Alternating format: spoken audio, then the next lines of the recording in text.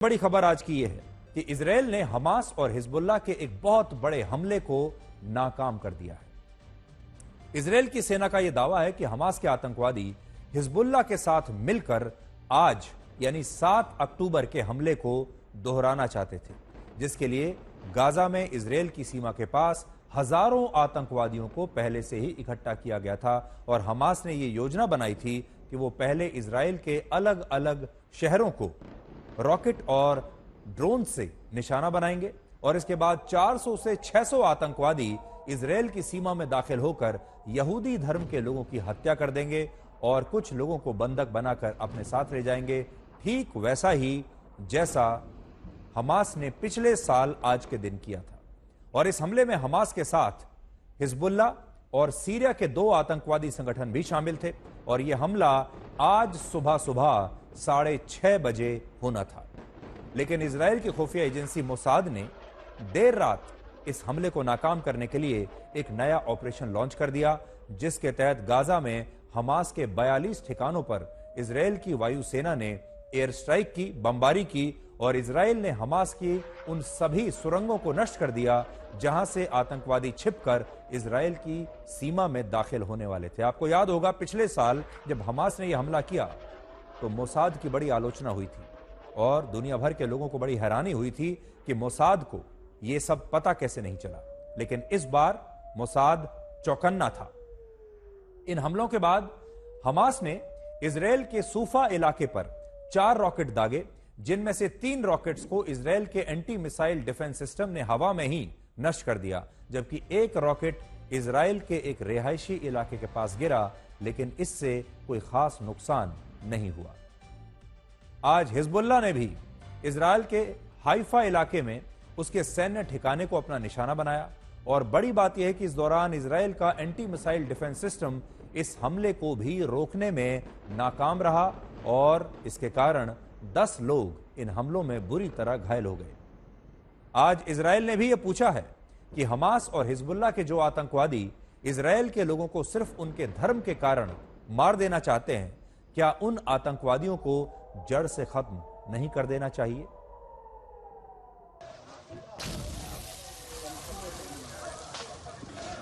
וואו, פה כאילו, פה אני גר. חברים, אני מדבר איתכם פה ממעלות, זה הבית הפרטי שלי. Israeli सेना के अधिकारी इस समय रॉकेट के वो टुकड़े इकट्ठा कर रहे हैं। ये है वो रॉकेट और आप देखिए कितने उसके बड़े बड़े टुकड़े यहाँ पर आकर गिरे हैं।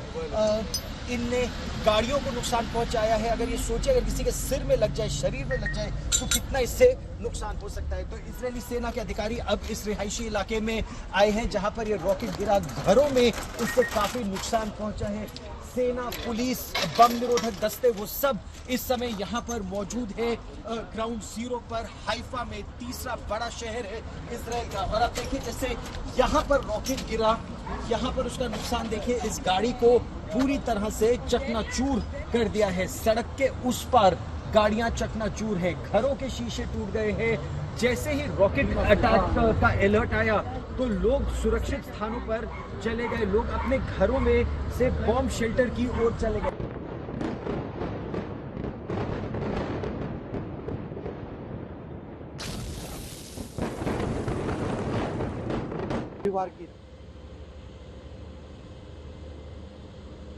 आप अभी भी देख सकते हैं सड़कों की क्या हालत है और धमाके जो हैं मेरे पीछे लगातार हो रहे हैं। अब यहाँ पर जो इस सड़क को बंद कर दिया गया है और इसके पीछे जो है, क्योंकि किसी भी क्षण जो है इजराइल की तरफ से यहाँ पर और एक जो है धमाका हो सकता है, क्योंकि 12 बजे रात को यहाँ पर इजरायली सेना ने इस पूरे इलाके में लोगों को SMS और व्हाट्सएप संदेश भेजे थे कि इस पूरे इलाके को, जो कि दक्षिणी बीरूत का सबर्ब इलाका है, इसको खाली किया जाए अंदर की तरफ, क्योंकि वहाँ पर अभी भी धमाके हो रहे हैं, ब्लास्ट हो रहे हैं, इसलिए वहाँ पर नहीं जाया जा सकता है।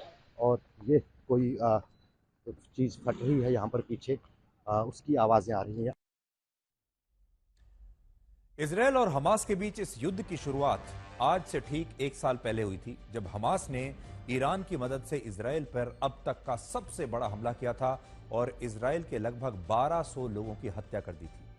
उस समय इजराइल ने कहा था कि वो एक हफ्ते में हमास को गाजा के नक्शे से मिटा देगा और पिछले एक साल से इजराइल लगातार बदले की इस आग में जल रहा है। लेकिन आज एक साल के बाद भी हमास पूरी ताकत के साथ इजराइल के खिलाफ युद्ध लड़ रहा है। आज एक साल के बाद भी अगर आप देखें तो हमास ने फिर से इजराइल पर हमला करने की योजना बनाई, वैसा ही हमला जैसा एक साल पहले किया था।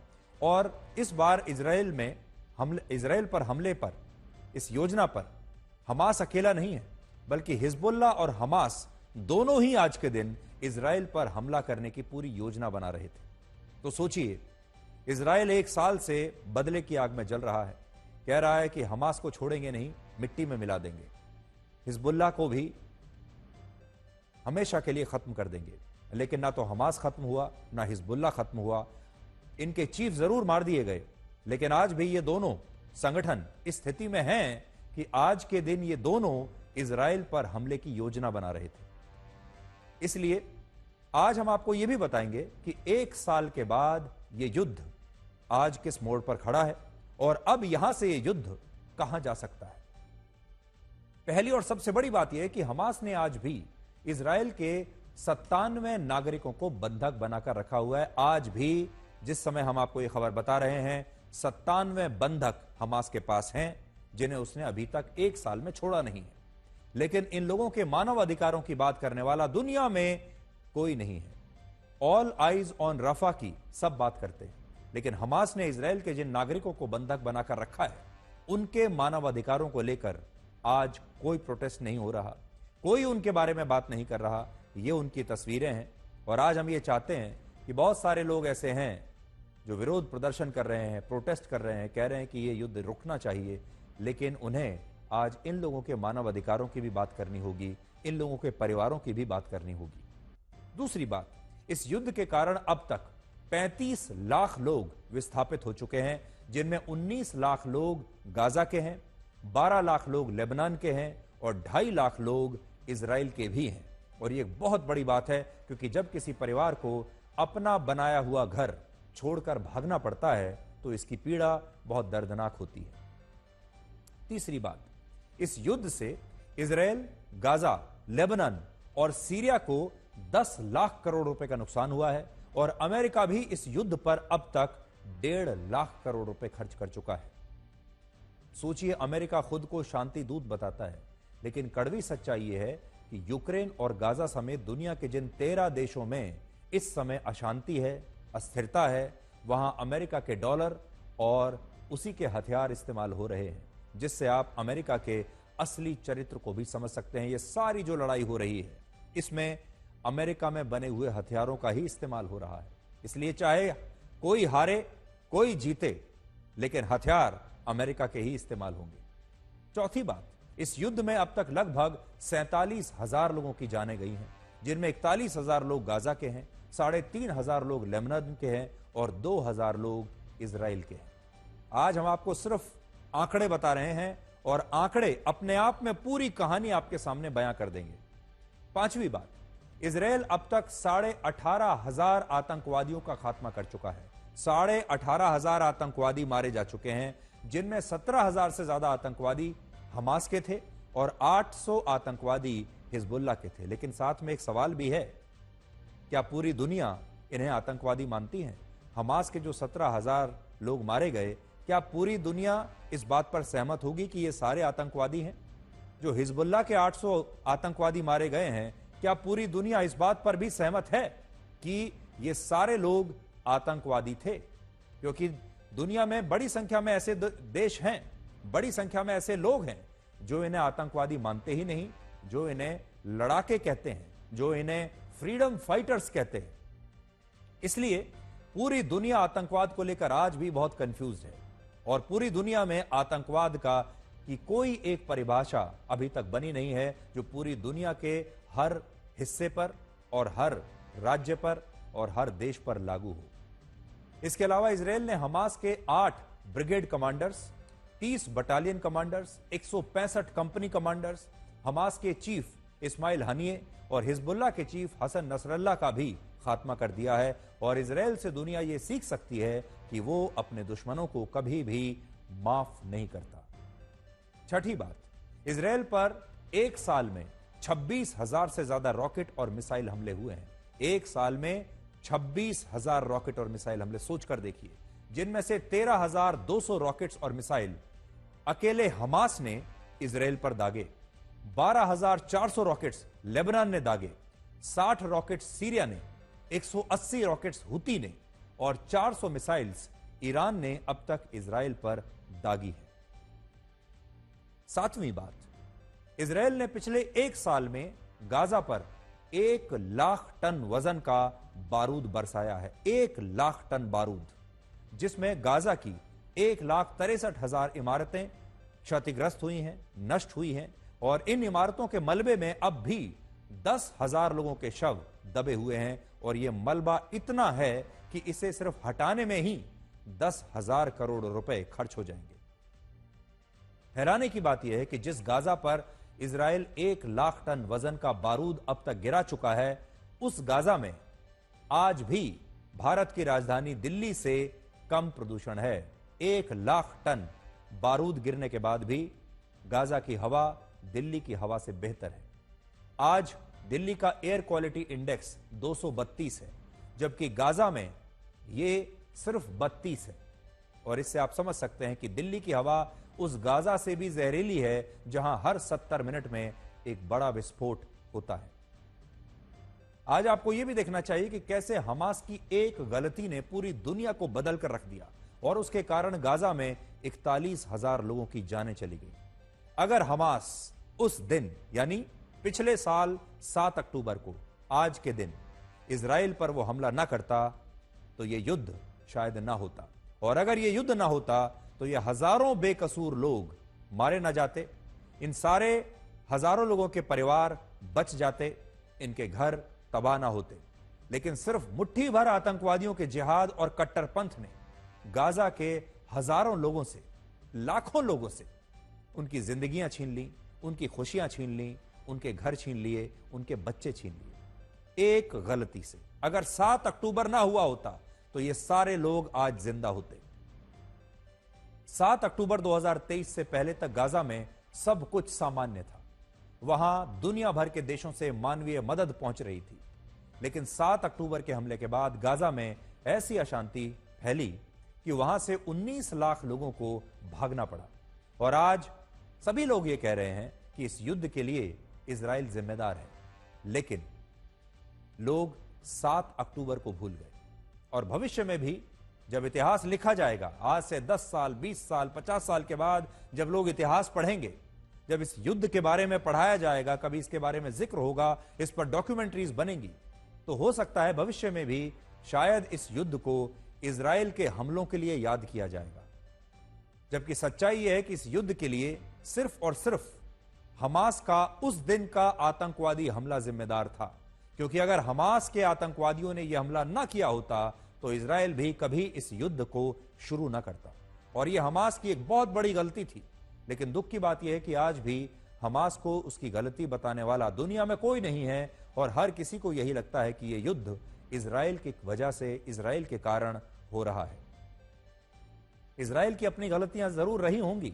इजराइल चाहता तो इस युद्ध को बीच में रोक सकता था, लेकिन जैसा हमने कहा कि इजराइल भी पिछले एक साल में प्रतिशोध की अग्नि में, प्रतिशोध की आग में जल रहा है, बदले की आग में जल रहा है, और जब तक उसका बदला पूरा नहीं होगा वो भी रुकने के लिए तैयार नहीं है। इजराइल की आबादी लगभग 1 करोड़ है और ये 1 करोड़ लोग पिछले एक साल से किस तरह के डर में जी रहे हैं वो आप आज इस वीडियो से समझ सकते हैं, जिसमें यह बताया गया है कि 7 अक्टूबर 2023 से 6 अक्टूबर 2024 के बीच 30,000 से ज्यादा बार इजराइल में रॉकेट के सायरन बजे हैं। रॉकेट से सावधान, रॉकेट हमले से सावधान करने वाले सायरन बजे हैं। और यह सायरन जब भी वहां बजता है वहां लोगों में खौफ फैल जाता है, डर बैठ जाता है और लोगों को अपने घरों के बंकर में जाना पड़ता है अपनी जान बचाने के लिए। और पिछले एक साल में यह उनका रूटीन बन गया है।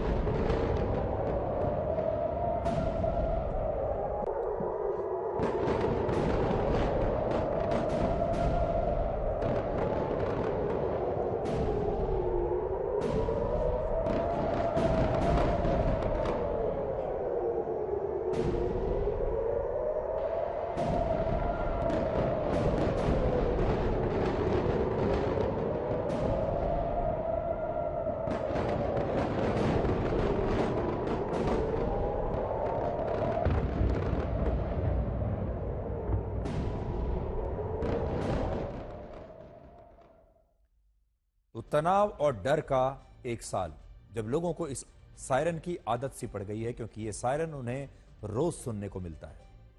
अब आप ये देखिए कि जिस इजराइल के पास सिर्फ 1,70,000 सैनिकों की फौज है, ये भी आपको याद रखनी पड़ेगी बात कि इजराइल की जो फौज है पूरी की पूरी, उसमें सिर्फ 1,70,000 सैनिक हैं।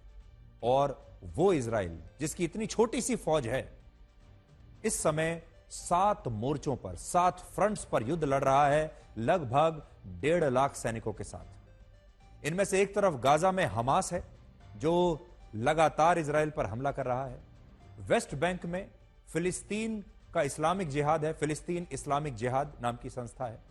लेबनान में हिजबुल्लाह है। सीरिया और इराक में शिया आतंकवादी संगठन है। यमन में हुथी है। और ईरान भी इस युद्ध में इजराइल के खिलाफ जंग लड़ रहा है। और जिस इजराइल के पास सिर्फ 1,70,000 सैनिकों की फौज है, वो इन 7 मोर्चों पर एक साथ लड़ रहा है, संघर्ष कर रहा है और अपने सभी दुश्मनों को उसने बैकफुट पर धकेला हुआ है।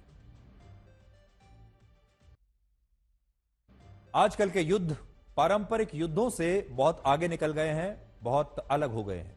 और अब यह बात मायने नहीं रखती कि किसी देश के पास कितनी विशाल सेना है, उसके पास सैनिकों की संख्या क्या है, बल्कि अब यह मायने रखता है कि उस देश की सेना के पास टेक्नोलॉजी कैसी है। और इजराइल की जो सेना है वो पूरी दुनिया में टेक्नोलॉजी के इस्तेमाल के लिए जानी जाती है।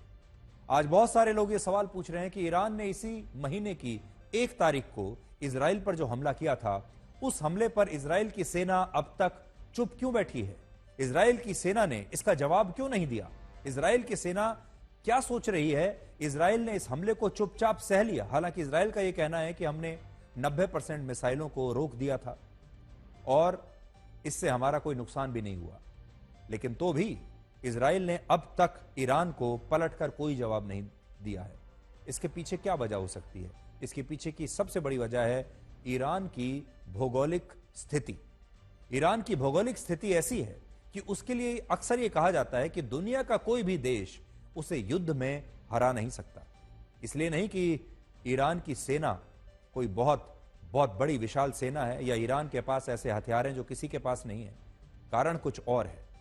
पश्चिमी ईरान में, जहां इराक से उसकी सीमा लगी हुई है, वहां एक बहुत बड़ी जैगरोज माउंटेन रेंज है, जिसके कारण किसी भी सेना के लिए ईरान में प्रवेश करना लगभग नामुमकिन है। यह वैसे ही है जैसे भारत की सीमा हिमालय से लगी हुई है और इस वजह से हिमालय कई बार हमारा रक्षक बन जाता है। हिमालय के जो पर्वत श्रृंखलाएं हैं वो हमारी रक्षक बन जाती हैं। वहां से भारत में प्रवेश करना बहुत मुश्किल है। ऐसा ही एक प्रोटेक्शन ईरान की सीमा पर भी है। उत्तरी ईरान में, जहां कैस्पियन सागर और तुर्कमेनिस्तान है, वहां भी एक बहुत बड़ी माउंटेन रेंज यानी पर्वत श्रृंखला है जो बॉर्डर पर ईरान के लिए एक विशाल दीवार का काम करती है और ईरान को सुरक्षित रखती है हर हमले से। ईरान का उत्तर पूर्वी इलाका भी एक बहुत बड़ी माउंटेन रेंज के कारण सुरक्षित है। वहां भी एक बहुत बड़ी पर्वतमाला है, बहुत बड़े बड़े विशाल पर्वत हैं।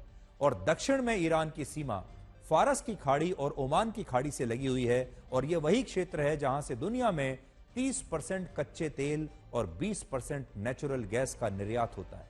और अपनी इसी लोकेशन के कारण ईरान के लिए यह कहा जाता है कि उसे युद्ध में हराना बहुत मुश्किल है और हो सकता है कि इजराइल ने भी यही सोचा हो कि वो ईरान पर हमला करने के लिए अब पारंपरिक तरीके नहीं अपनाएगा। ईरान ने जैसा सोचा होगा वैसा हमला नहीं करेगा। पूरी दुनिया ने जैसा सोचा होगा वैसा हमला नहीं करेगा। यह हमला कुछ अलग होगा जो किसी ने सोचा नहीं होगा। बल्कि इजराइल ईरान पर लेबनान जैसा कोई हमला कर सकता है जिसमें उसने पेजर्स का इस्तेमाल किया था, वॉकी टॉकीज में ब्लास्ट करके हिजबुल्लाह को बहुत कमजोर कर दिया था और लोगों ने कल्पना भी नहीं की थी कि इस तरह का ब्लास्ट भी हो सकता है।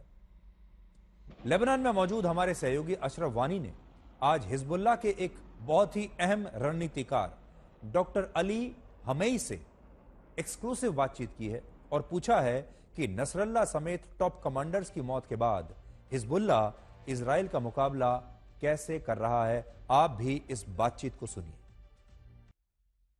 हमास के आतंकवादियों ने पिछले साल इजराइल के जिन 1200 नागरिकों की हत्या कर दी थी, उन्हें श्रद्धांजलि देते हुए आज एक गाना रिलीज किया है और वो गाना भी आज आपको भी और पूरी दुनिया को सुनना चाहिए।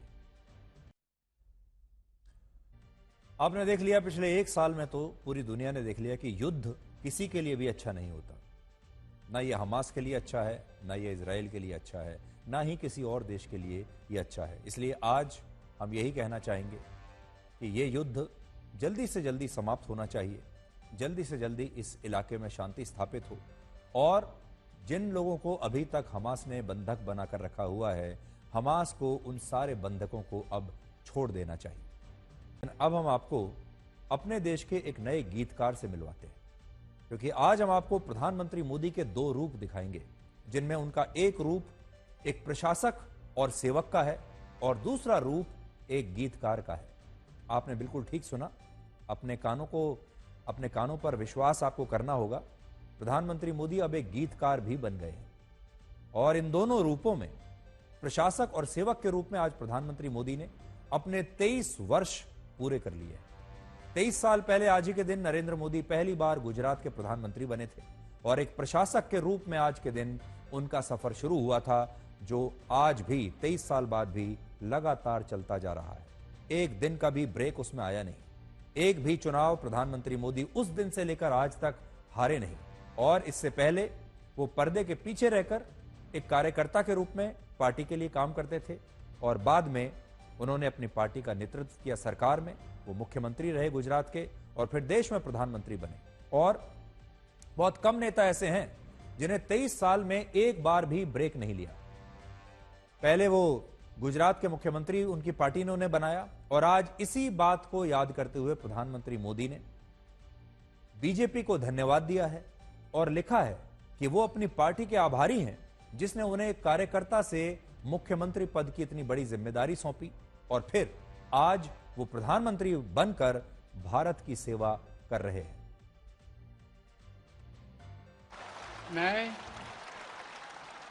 मैं नरेंद्र दामोदर दास मोदी ईश्वर की शपथ लेता हूं कि मैं विधि द्वारा स्थापित भारत के संविधान के प्रति सच्ची श्रद्धा और निष्ठा रखूंगा। मैं नरेंद्र दामोदर दास मोदी ईश्वर की शपथ लेता हूं कि मैं विधि द्वारा स्थापित भारत के संविधान के प्रति सच्ची श्रद्धा और निष्ठा रखूंगा। तो 23 वर्ष प्रधानमंत्री मोदी के रहे हैं गवर्नेंस में, सरकार को चलाने के लिए वो 23 वर्षों से मुखिया रहे हैं और इस दौरान वो गुजरात के मुख्यमंत्री रहे और फिर भारत के प्रधानमंत्री रहे 2014 से लेकर और अब तक वो भारत के प्रधानमंत्री हैं। नए नए रिकॉर्ड्स उन्होंने बनाए हैं और जवाहरलाल नेहरू के अलावा वो देश के अकेले ऐसे प्रधानमंत्री हैं जिन्होंने 3 टर्म इस तरह जीतकर अपनी सरकारें बनाई हैं केंद्र सरकार में।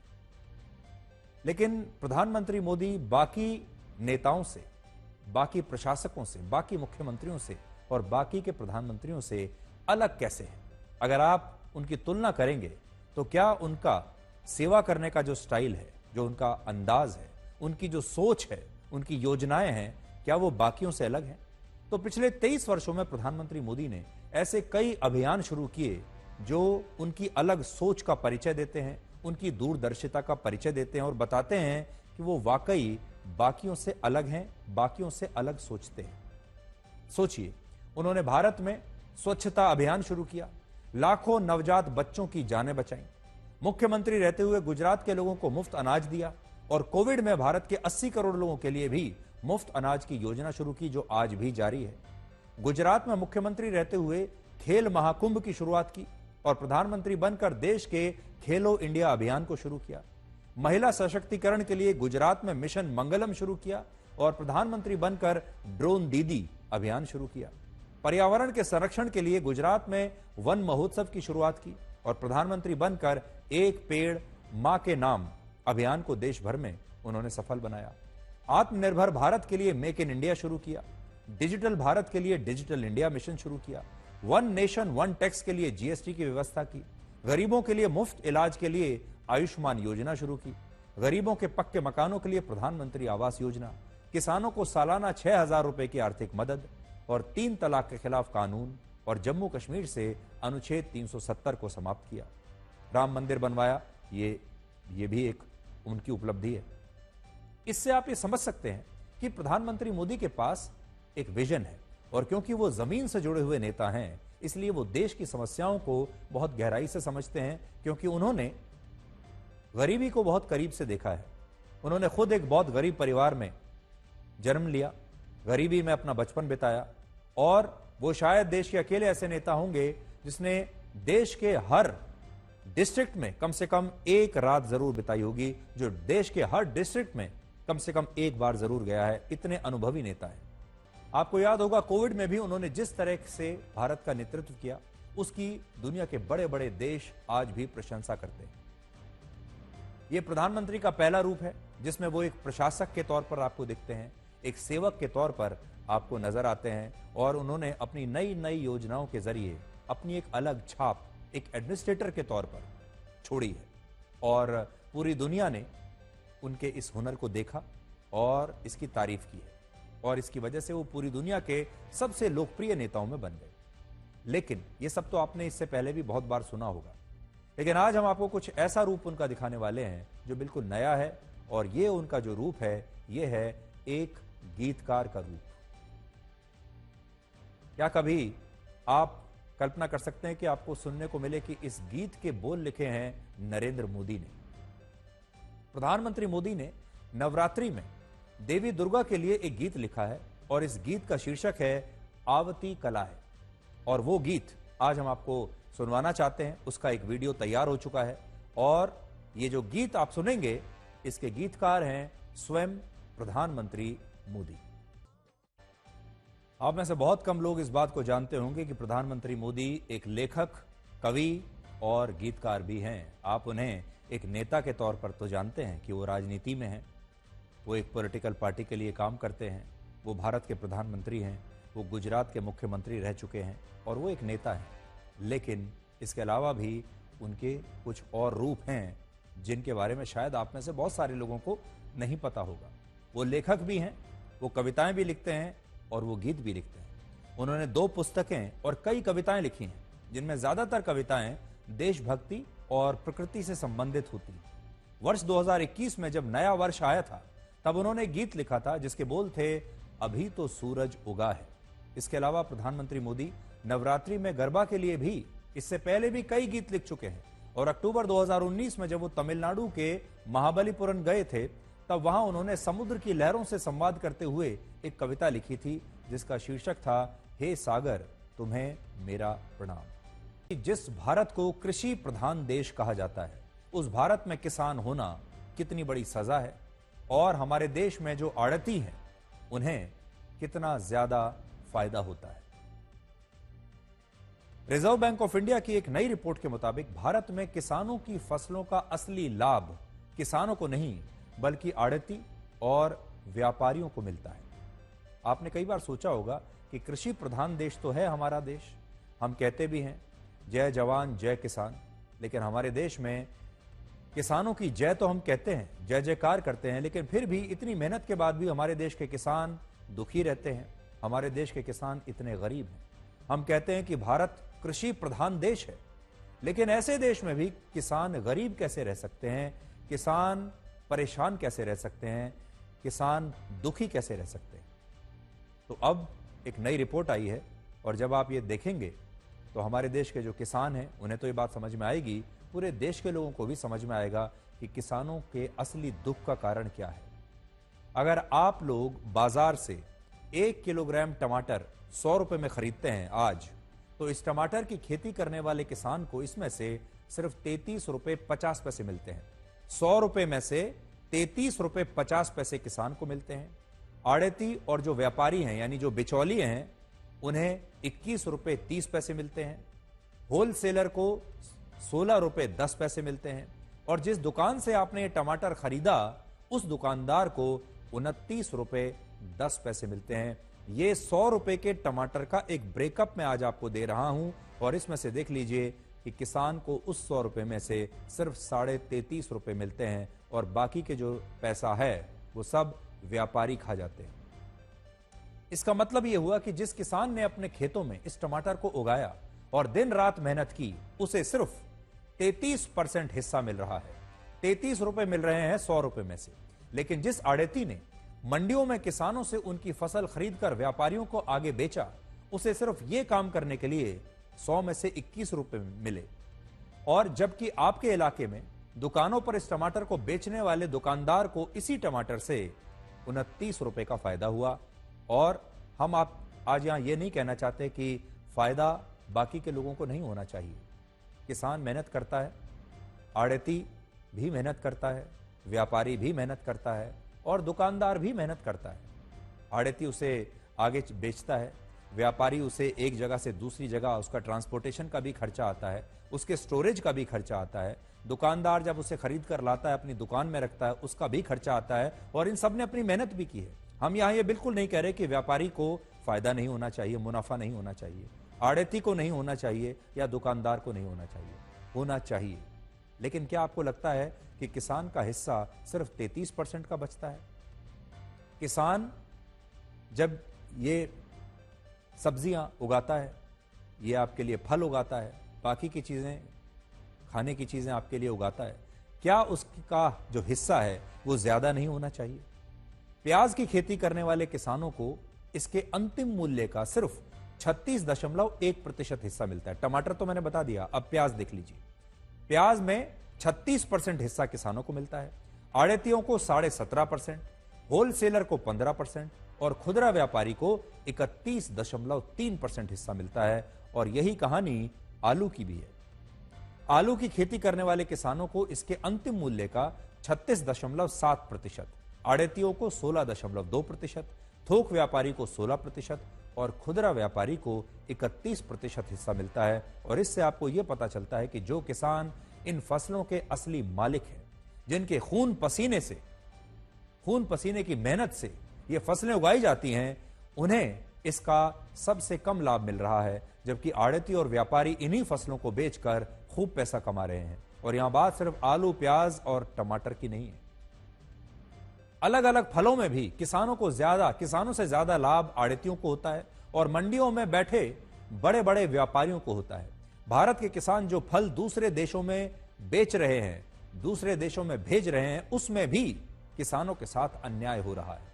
उदाहरण के लिए भारत के किसान मंडियों में 1 किलोग्राम अंगूर 45 रुपए के हिसाब से बेचते हैं, तो नेदरलैंड्स के पोर्ट पर पहुंचते पहुंचते ये 138 रुपए 50 पैसे के हो जाते हैं। और बाद में यूरोप के देशों में यही 1 किलो अंगूर दुकानों पर 256 रुपए में बिकते हैं। लेकिन भारत के किसान को इस अंगूर के लिए भी सिर्फ 45 रुपए मिलते हैं।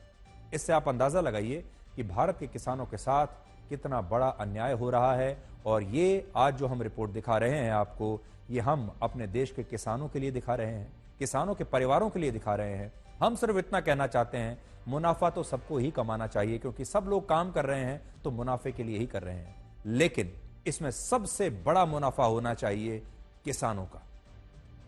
कुछ वर्ष पहले तक जब एक किसान ने टीवी पर यह देखा कि आईपीएल के क्रिकेट के खिलाड़ियों की बोली लगाई जा रही है, खिलाड़ी करोड़ों रुपए में बिक रहे हैं, तो इस किसान ने कहा था कि काश किसानों की फसलों का भी कोई आईपीएल होता, तो फसलों को बेचकर आड़तियों और व्यापारियों से ज्यादा किसान खुश हो जाते। लेकिन कड़वा सच यही है कि आज हमारे देश में किसान होना एक बड़ी सजा है और आड़ती और व्यापारी होना सबसे ज्यादा फायदेमंद है। RBI, reserve bank of India की इसी रिपोर्ट में यह भी लिखा है कि किसानों को उनकी फसलों का उचित दाम इसलिए भी नहीं मिलता क्योंकि उन्हें ये फसलें स्थानीय स्तर पर पहले आड़तियों को बेचनी होती हैं, बाद में यही फसलें सरकारी और दूसरी मंडियों के जरिए पहले होलसेलर के पास जाती हैं, उसके बाद आपके आसपास की दुकानों पर पहुंचती हैं, जिससे किसानों को उनकी फसलों से ज्यादा लाभ नहीं होता। लेकिन आड़ती और व्यापारी इन फसलों से, इस चेन में अच्छी खासी कमाई कर लेते हैं। और आपको याद होगा जब केंद्र सरकार वर्ष 2020 में 3 कृषि कानून लाई, तब इनमें यही प्रावधान था कि किसान आड़तियों और मंडियों से मुक्त हो जाएंगे और अपनी फसलों को अपने हिसाब से बाजारों में बेच पाएंगे या पहले से निर्धारित कीमतों पर अपनी फसलों की कॉन्ट्रैक्ट फार्मिंग कर पाएंगे, जिससे उनकी आमदनी बढ़ जाएगी। लेकिन उस समय पंजाब, हरियाणा और पश्चिमी उत्तर प्रदेश के आड़तियों के एक बहुत बड़े ग्रुप ने किसानों की मदद से इसका विरोध किया और इसके कारण ये तीनों कृषि कानून वापस हो गए। लेकिन अब पता चल रहा है कि इन कानूनों के रद्द होने से आड़तियों को तो बहुत फायदा हुआ, लेकिन किसानों को आज भी उनकी फसल की सही कीमत नहीं मिल रही और सारा फायदा आड़ती और बड़े बड़े व्यापारियों को आज भी हो रहा है। तो हम कृषि प्रधान देश तो हैं, लेकिन हम आड़तियों के लिए हैं, व्यापारियों के लिए। जीवन में आप कितने भी अच्छे कर्म कर लें, तारीफ तो शमशान में ही होगी।